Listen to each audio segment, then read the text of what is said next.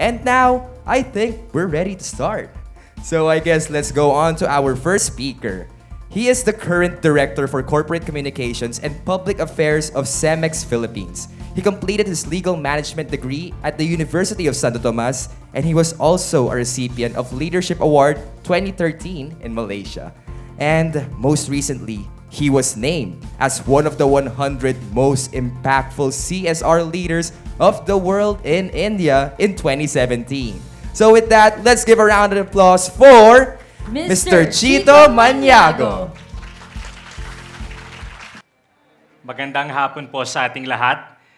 Can you guys just do me a favor and tell your seatmate, I love you? Oh, that's not loud enough. That's not loud enough. Second, one more time with feelings, I love you more. All right, very good.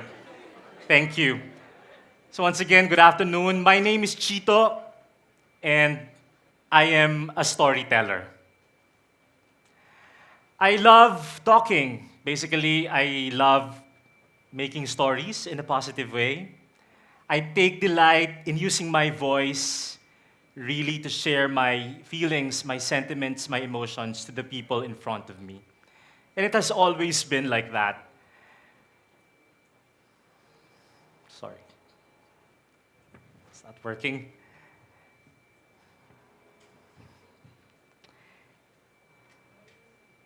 The clicker is not in the same wavelength as I am.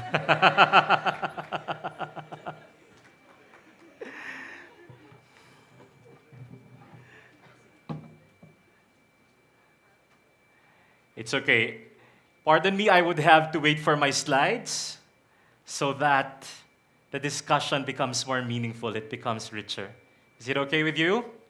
Okay, sure. Thank you.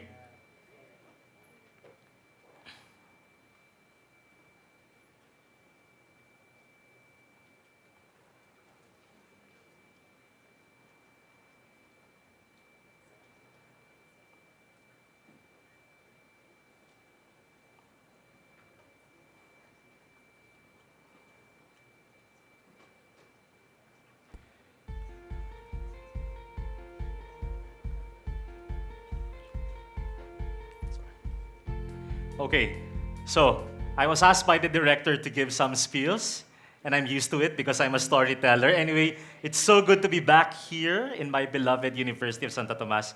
Father, maraming salamat po. And of course, my beloved, my dear nanay, Professor Giovanna Fontanilla, thank you. And of course, to the Student Affairs, the Central Student Council, to everyone involved in the process in organizing this fantastic event. Thank you very much for this opportunity to be with you all this afternoon. So hello, Sir Chito. It's a pleasant day to Sure. have you right here. Sure. So before we start, maybe ask you a few questions. Sure. How is it stepping right here on the TEDx stage in front of all of the Thomasians? If I may be very honest about it, when I first received the invitation, I didn't readily say yes. I've had so many speaking engagements already. Actually, dito lang sa UST, no? For the Central Student Council, I've given more than 10, probably 20 leadership talks. But this specific event, talagang kinakabahan ako. I was not sure if I was ready for this TED stage.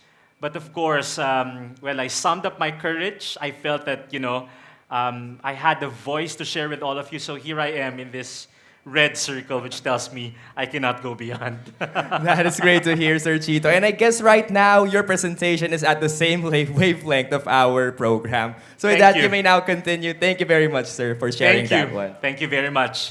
Alright, palakpakan nyo naman ako dahil mas kinabahan ako sa nangyari. Okay, wow. Once again, good afternoon. My name is Chito and I am a storyteller. I love talking in front of people. I love engaging people. I take delight in really weaving a tapestry of words so that I can help create an experience. I can listen to an experience. And I can share basically an experience. And today, this powerful message which I would like to share with all of you is that storytelling is important in the lives of each and every one of us. Because storytelling is, in a way, sharing your lives to others. You see, when I was a small kid, maybe we can just move it manually. Next slide, please. Sorry. Okay. You see, when I was a small kid, my mom always asked me to stand in a table and recite poems. And I did it with so much enthusiasm that my titos and titas clapped and gave me 100 peso bills or 500 peso bills for my baon. And I was really happy. When I was in grade school, I was considered the substitute of my teachers when they had to go out of the classroom for something. And feel na feel ko, no? I was like the teacher, to the class.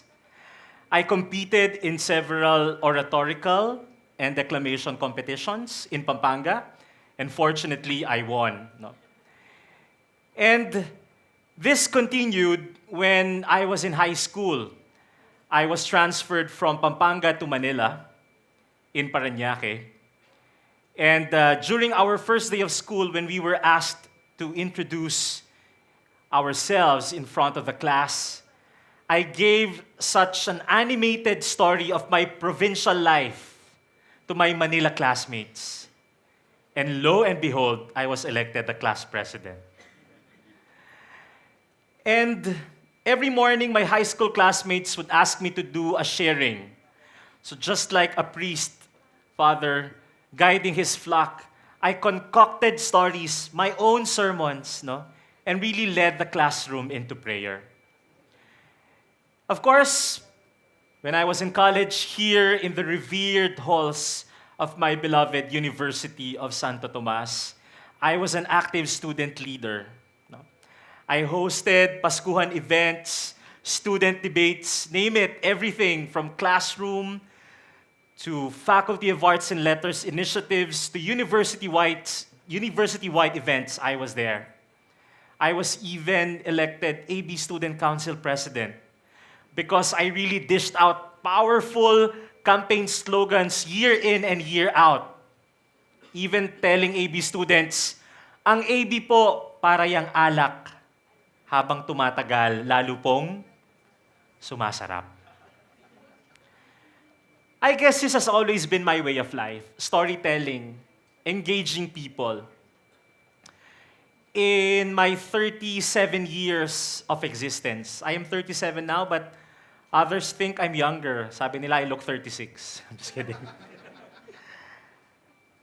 I can never picture myself as another person. This is me. And I love using my voice really to reach out to each and every family member, to a friend, a barkada, a stakeholder, an office mate. And for me, this voice is such a powerful tool that if not used correctly, it may either destroy a person or devastate a person. You see, life has never been really good for my family. Noong bata po ako, my mom incurred a lot of debts. Utang dito, utang doon, sigaw dito, sigaw doon, just in order to sustain our education, my education. Oftentimes when I was in UST, I would call her and I would tell her, Ma, hindi ba ako nag-almusal? Hindi pa rin po ako nananghalian, and it's already 5 p.m. And I would hear her on the phone crying because she felt helpless. But I used my voice. What did I do? I went to my best friends, Nino, Lovely, Teng, and I hollered for help. And they fed me. And in exchange for what? For my fantastic stories. Because they had fun always being with me through my stories and through my voice. After graduation, I still used my voice to be where I am now. I graduated in AB with a degree in legal management, but I ended up a job which was mostly for journalism or broadcasting graduates. No? I was a reporter for TV Patrol. And I enjoyed my job. Every day, I would always be the top news giver. Why? Because our editors would often call me, no, and assign me sunog or fire stories. Every day, may sunog sa Muntinlupa, sa Quiapo, everywhere. I was thrown everywhere. And I reported stories with so much enthusiasm and passion that they liked me in the newsroom. And then, sorry, I forgot my slides. I got so engrossed. This was me in college, but I look kind of bit sad here. Forgive me.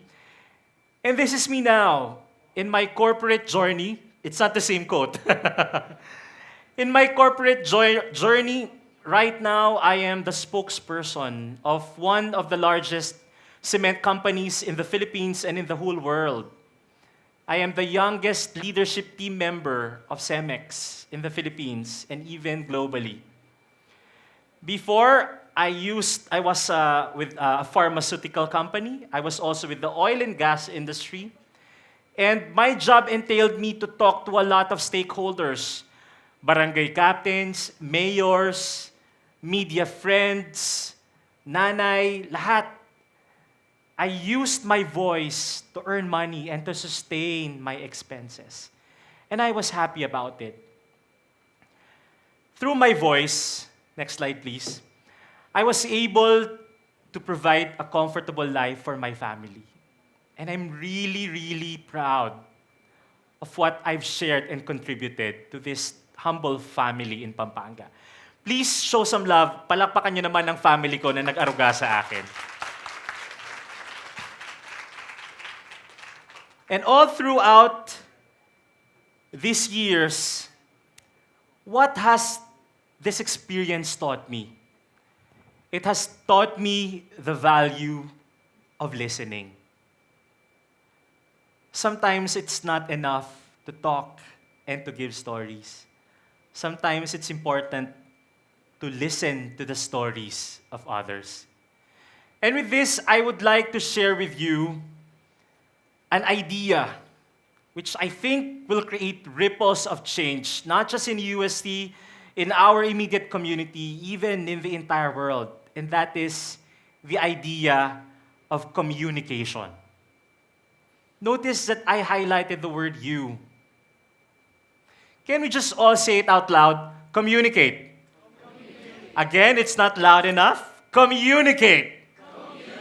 Because it all starts with you. It all starts with me. It all starts with each and every one of us. Even before a two-way communication process begins, sincerity, responsibility, the act of caring, it has to be voluntary. It has to start from you. It cannot start from anyone else. You have to decide on your own that you want to show you care, you want to be responsible, and that you want to make a difference. And with this concept, I would like to share 4 main pillars which I feel can really crystallize the idea of communication. First is, you have to probe deeper. You have to know your audience more. We can no longer work in silos. We are all interconnected. That is why before you even talk, before you even open your mouth, you need to profile your audience. You need to profile the person you are talking to. You have to be more sensitive. You have to learn more, feel more, listen more. Know your audience. Second,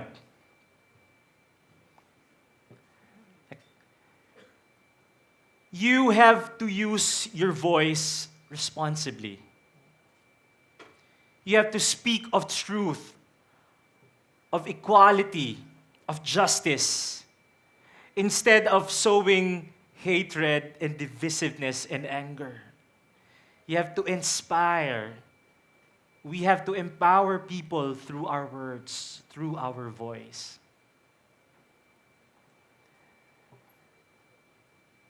you need to use your voice in order to reflect your real core. Right now, there are different platforms where our voice is heard. Whereas before, our voice was heard only through face-to-face discussions, now there is social media. There are applications, there are phones, there's email, a lot of cold platforms. You have to use these channels responsibly so that you can get a clear message across.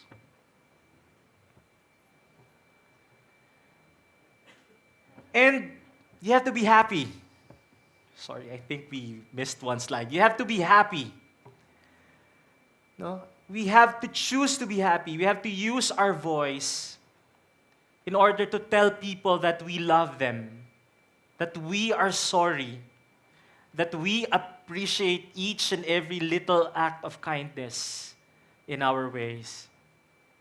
So let us do this ripple effect of creating happiness through our voice, through our words, and through our engagements. I challenge all of you, let us create ripples of change.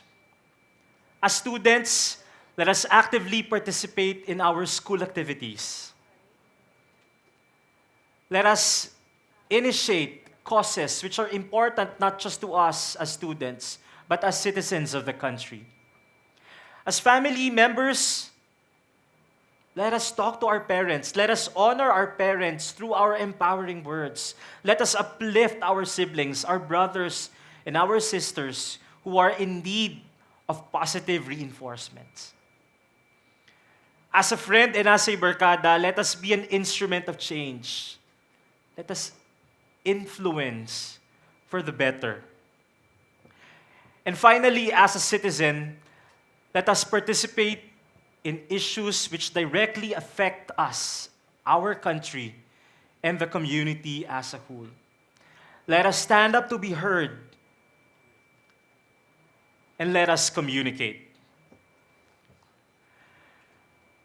Dear friends, ladies and gentlemen, dear students, at sa inyo pong lahat, alam natin at narinig po natin ang kasabihang kung hindi ngayon saan, kung hindi dito saan, kung hindi ngayon kailan, at kung hindi tayo sino.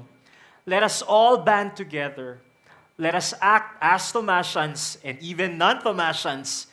Let us act as individuals, as people who truly care, and let us communicate. Thank you very much and good afternoon. So thank you so much, Mr. Maniago, for that very enlightening talk regarding the usage of voices. And you know, sir, I can very much relate with that talk because voices are very powerful. And right now, you guys might be doubting your own voices, but you'll never know the real power of your voice until you start using it. That's true, Nate. And also, we need to not forget that we need to spread a little bit of positivity. It doesn't need to be there doesn't need to be a big reason to spread positivity. Even though somebody greets you a good morning, you can smile at them and greet them good morning as well, because positivity is very important, especially during this generation. And speaking of spreading voices and positivity, we have the next part of the program to hear everyone's voices in the audience. So do the honors, Christy. What do we have next? All right, so to facilitate the discussion, we call on Mr. Denzel Ezra D. All right, let's welcome him with a round of applause. Thank you so much, Christy and Nate. And of course, thank you so much, Mr. Chito, for that wonderful talk about communicating and creating positivity through the wavelengths that we share. The floor is now open for an open forum, so if you have any questions that you'd like to address, please just approach the mic at the center of the auditorium. So Sir Chito, I actually have a question po. Sure. Since in this this technocratic age of digital media, almost everyone has a Facebook account, right? Mm-hmm. And it's important that, like you said earlier, it's important that we always communicate the truth. So what's your opinion on fake news and how much listening or discerning is at stake on our part as media consumers? That's right. As I've mentioned, we have to use our voice responsibly It means that uh, we know that to whom much is given, much is expected in return. That is why we have to do a lot of research before we post anything. Of course, I am against fake news for that matter. In fact, every time I post anything in my Facebook account, I always make it the point to really verify the information, to check with colleagues and peers if needed, because I believe that it creates an impact to the receiver. So we have to be very responsible. Thank you, sir. And we have a question from the audience. Yes, my name is Andre. I'm from senior high school. Hello? And I have this kind of personal question for you, especially since you said something about the utilization of voices. And since you talked about your background, a lot of things in the corporate informal world requires us to use our voices in a very different way than we casually talk, right? But how are you still able to incorporate yourself within that formality, especially within a corporation like Cemex? That's a very interesting question. You should not lose sight of the forest, meaning you have to know your core as a person. Ako ngayon, naka-quote lang ako pero baliw ako. And Professor Fontanilla knows that. I am a jolly person. I am a happy person. How do you incorporate your personality, for example, in a corporate setup? You have to really just, raise your hand and initiate conversations which truly matter. I think leaders who are genuine, who are really empowering, for example, my bosses from Mexico, from New York, would really listen if the suggestion is valid, if the suggestion is brilliant, if it would create ripples of change, they would listen to you. So don't ever be afraid, of drowning your voice in a sea of messages and complexities in this world. You have to stand up and really assert yourself and fight for what you believe in. Thank you. Thank you. Thank you. Any more questions from the audience? Sir, I'm also interested in one thing since your background is from the corporate communications world. It's quite actually rampant nowadays that it's important to in communication, one aspect is public relations. And it's important to identify issues before they become crises. But in a grievous case where they become crisis, how do you manage or how do you build your reputation in case crisis management is needed? Again, another important question. Right now, I can really say that authenticity is key. You have to take note of that. Authenticity is key. Gone are the days when PR is used really as an image building tool. Sabi nga nila, pang-PR lang yan, pagpapapogi lang yan. We cannot do it that way anymore because all eyes are in each and every company, no? Which means we have to really be sincere in the way we do things. For example, Cemex, no? We cannot just say that we are an environmentally compliant organization because truth be told, we have to be compliant. We need to make sure that there are no emissions or, greenhouse emissions coming from our plants. And of course, it's a very difficult thing to do. We are not a perfect operation. That's why every year we have to really strive for sustainability and environmental stewardship. So yun, no? Hindi na pwede ngayon yung parang magti-tree planting ka, ipe-press release mo, and then you're okay. Right now, really, you have to be authentic, you have to be sincere, you have to walk the talk. Thank you, sir. And we have a last question from our audience. Hi, Mr. Chito. My name is Justine from Hi. the College of Science. And you did talk about empowering other people through positivity, like empowering them and making sure that you inspire them with your words. But I'd like to ask, how do you approach an audience when you'd like to communicate an idea and you're angry? Like, let's say, with the issue with the LUMADs and the farmers, when people rally and they're angry, they want to communicate their words. And how do you make people listen without creating a divide between those of privilege and those of less privilege? Okay, now I think I am starting to be a consultant. Just kidding. Just kidding, anak. That's a tough question. And in fact, it happens to me all the time because you can never really please your audience all the time. That's one fact in life. People really right now have very discriminating eyes, so you have to approach things from a new set of lens or perspective. For example, you are faced with lumads, no, with indigenous peoples, with farmers who lost their jobs. I think in the process, you really have to listen to them first before you give, for example, an action plan. You need to secure their buy-in. You need to to give and to get specific suggestions from the team which are concrete, no? Which are tangible, which are doable.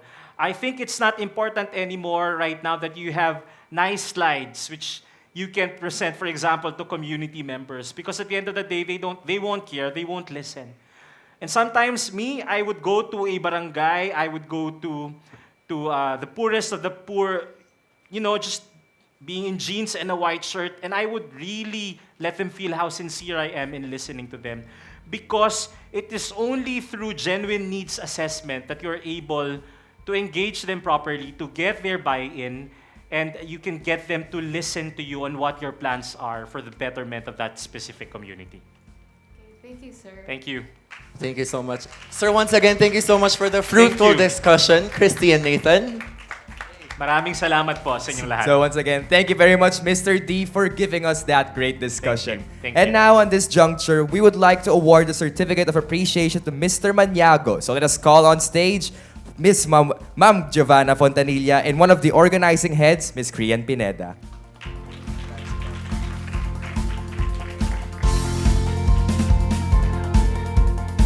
Hi, ma'am. Thank you. Alright, so with that, this is a Certificate of Appreciation awarded to Mr. Chito Maniago for his outstanding contribution for TEDx Ust, given today on March 8, 2018, and here at the Central Lab Auditorium. So with that, there's so many things we learned in this Thank talk, you. and I can't Thank you. help but Thank say you. that it was very productive. We had a great speaker and surely set a good mood for our intellectual atmosphere. That's right, Nathan. And also, don't forget, you can always tweet us at _TEDxUST using the hashtag TEDxUST. And with that also, we'd like to remind everyone that the best things happen today are things that we fight for, are things that we voice out. And hopefully, we continue voicing out with our own words so that we may make impacts in this world. That's correct. Use your gift to do storytelling. That is true. And also, we'd like to thank the UST MedTech Society for initiating this year's TEDx UST with the wonderful talks. And I'm sure we all have more talks later that will spark our imagination, spark our minds, and spark our own intellectual discourses. And also, we'd like to remind everyone that the photo booth outside is free during break time. So, along with your own tweets and your own posts on Facebook, don't forget that you may also go there and take your own pictures. All right, I guess it's time to introduce our second speaker. But before that, I guess let's talk about things more in this TEDx UST. You know, I'm very much excited to hear from our next speakers because there are many different topics that they're gonna give later on, which definitely will spark the interest of the Thomasian community. I guess so. And I'm very. What topic are you exactly waiting for? Actually, Looking forward to?